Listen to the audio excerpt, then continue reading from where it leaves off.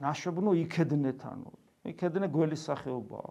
ნახეთ როგორი ხანდახან როგორი მკაცრია უფალი. ვით არ ხელგეწიფების და ეს ძირითადად ვისე ლაპარაკება, ხო ხდებით?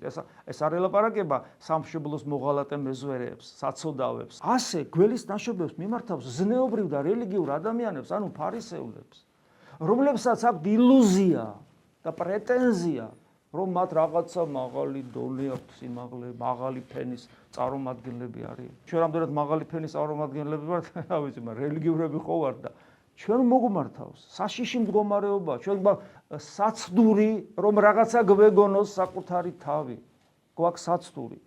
და ამიტომ გვეუბნება ნაშოვნო იქედნეთონო ვითარ ხელგეწიფების კეთილისა სიტყვათ, ანუ რა, როგორ შეიძლება რამე კეთილიც კი ამოვიდეს თქვენი პირიდან, რომ თქვენ უკეთურნი ხართ. აი ეს მტრობა რასაც ქვია, რომელიც განაბნევს, რომელიც გმობელია სულიწმიდის ანუ ღმერთისა. და საიდან ვლინდება, რომ ჩვენ ვართ უკეთურნი და განმარტავს რამე თუ ნამეტნავისაგან გულისა პირი იტყვის, ხოლო მე გეტყვი თქვენ ყოველ და ესე იგი, ანუ თქვენი სიტყვა გამხელთ ამბობს.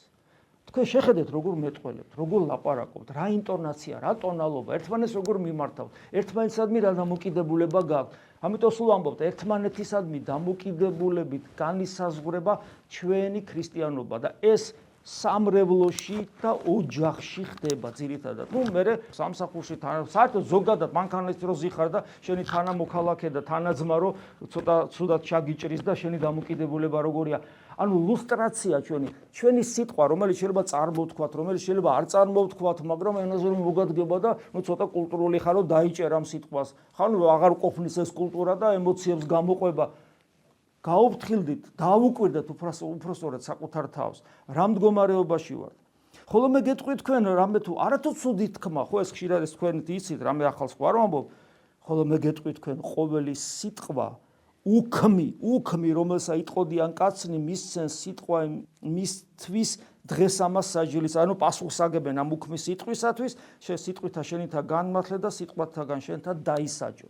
ნახეთ, რამხელა მნიშვნელობა აქვს ჩვენ სიტყვას, იმიტომ რომ ის გულის მდგომარეობის ლუსტრაციას ახდენს. ადამიანი, რომელიც ქრისტესთან ერთად არ არის მოუკლებლად და შესაბამისად განაბნევს, რომელსაც ექნება ილუზია გარეგანი რელიგიური ცხოვრებით და თქვა ლოცვითი პრაქტიკით და ასე შემდეგ და ეს ყველაფერი არ დასტურდება მისი კეთილი გულით და კეთილი სიტყვით. ეს არის მდგომარეობა ადამიანისა, რომელიცაც რელიგიური ცხოვრება კი აქვს, მაგრამ შინაგანი ბრძოლა არ იცის.